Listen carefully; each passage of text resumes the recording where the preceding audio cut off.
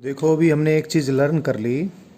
Vectors add करने हैं graphical method से, यानी डायग्राम बनाकर।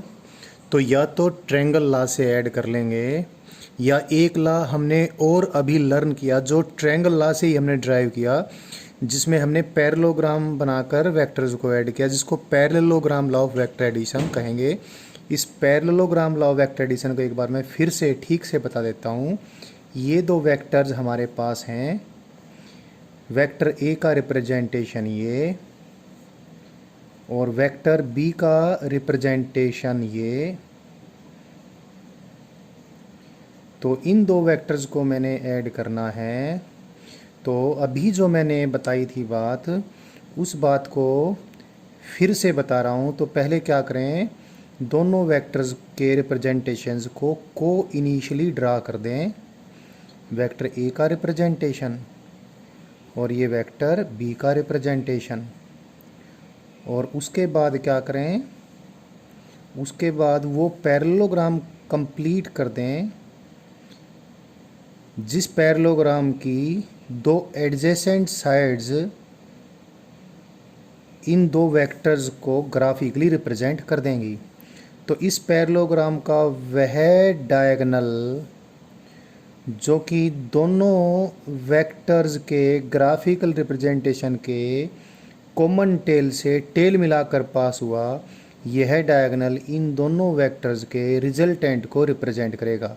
यानी ये ए वेक्टर प्लस बी वेक्टर होगा, और ए वेक्टर प्लस बी वेक्टर को अगर हमने आर वेक्टर कहा है तो ये आर वेक्टर होगा। तो हमने देखा ये एक और हमारे पास नियम बन गया वेक्टर्स को ऐड करने का। वैसे कहने को ये और नियम मैंने बोला है, but this is not different from triangle law of vector addition. Triangle law of vector addition से ही हमने इसको बनाया है। ये इसलिए बनाया है क्योंकि ये अक्सर आदत देखी है कि बच्चे जब वेक्टर्स को ऐड करते हैं, और हम बड़े भी, तो अक्सर ये होता है कि हम उनको को इनिशियली ड्रा कर देते हैं, और को इनिशियल ड्रा करके फिर ट्रायंगल लॉ लगाकर सारा गड़बड़ कर लेते हैं। ऐसा ना हो इसलिए बताया।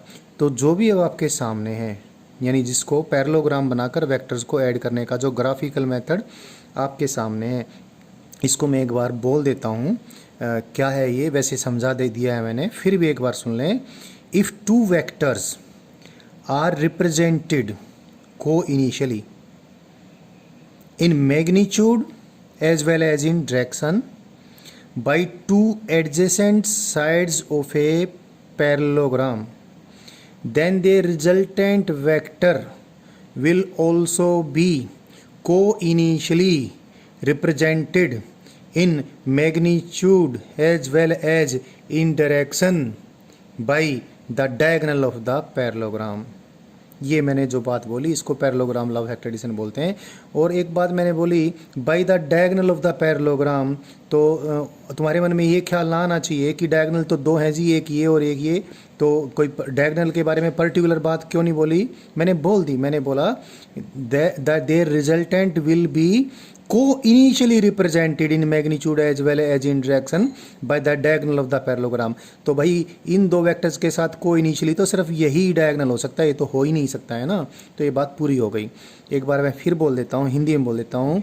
यदि किन्हीं दो वेक्टर्स को मैग्नीट्यूड और दिशा समेत को इनिशियली किसी पैरेललोग्राम की दो एडजेसेंट साइड से रिप्रेजेंट करते हैं, तो उन दो वेक्टर्स का रिजल्टेंट वेक्टर भी उन दोनों वेक्टर्स के साथ को initially he magnitude and direction समेत उस पैरेललोग्राम के डायगोनल द्वारा रिप्रेजेंट कर दिया जाएगा।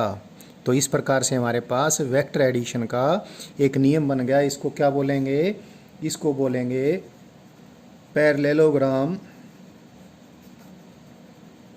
Law of vector addition. ये parallelogram law of vector addition बन गया। तो हमारे पास triangle law of vector addition और parallelogram law of vector addition दो ग्राफिकल मेथड हैं वेक्टरों को ऐड करने के। मैं बता चुका हूँ दोनों डिफरेंट नहीं हैं भाई। कई बार अगर हमें ट्रायंगल लॉ में कोई परेशानी नहीं है तो ये एक वेक्टर, इसके हेड के ऊपर दूसरे वेक्टर की टेल और वही डायगोनल आ गया, वही जो कंप्लीटिंग साइड आ गई, जो कंप्लीटिंग साइड आई ट्रायंगल में वो पैरेललोग्राम में डायगोनल आ गया, तो दे आर सेम, कोई फ़र्क नहीं है। फिर भी क्या पता हमने किस तरीके से ऐड करने की हमारी हैबिट हो, हेड टू टेल हैबिट है तो ट्रायंगल ला यूज़ करना, टेल टू टेल ऐड करने की हैबिट है तो पैरेललोग्राम ला यूज़ करना।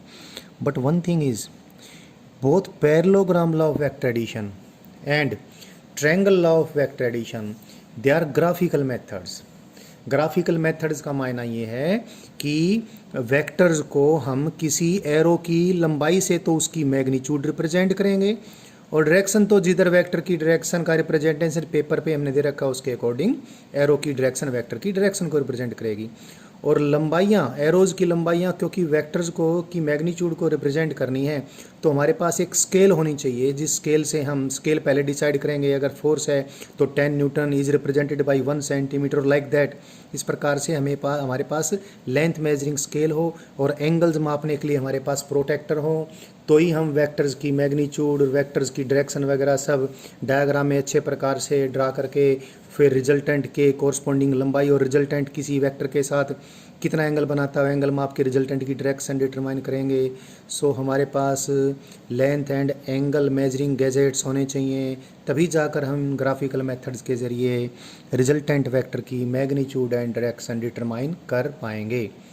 बट ऐसा करना इतना आसान नहीं होगा। बहुत बार हमारे पास स्केल्स लेंथ मेजर करने के लिए और एंगल मेजर करने के लिए नहीं होती हैं, मेजरिंग गैजेट्स नहीं होते हैं, तो हमारे पास कोई ऐसा मैथमेटिकल फार्मूला होना चाहिए जिसमें हमने वेक्टर्स की मैग्नीट्यूड की वैल्यू पुट कर दी, वेक्टर्स के बीच कितना एंगल है उस एंगल की वैल्यू पुट कर दी, और फटाफट रिजल्टेंट वेक्टर की मैग्नीट्यूड भी निकल गई और रिजल्टेंट वेक्टर की डायरेक्शन भी निकल गई। तो ऐसा कुछ मैंने लर्न करवाना है। हालांकि वो लर्निंग ग्राफिकल, ये जो हमने जो सिद्धांत बनाया है पैरेललोग्राम ला और ट्रायंगल ला, इस पे बेस्ड ही होगा, लेकिन हम कुछ मैथमेटिकल स्टेप्स करेंगे और उन मैथमेटिकल स्टेप्स के ज़रिए हम वेक्टरों के रिजल्टेंट को भली प्रकार से बगैर स्केल और बगैर प्रोटेक्टर की सहायता से आसानी से निकाल लेंगे। तो ये मैंने अभी आपको लर्न करना सिखाना है। Let us learn that.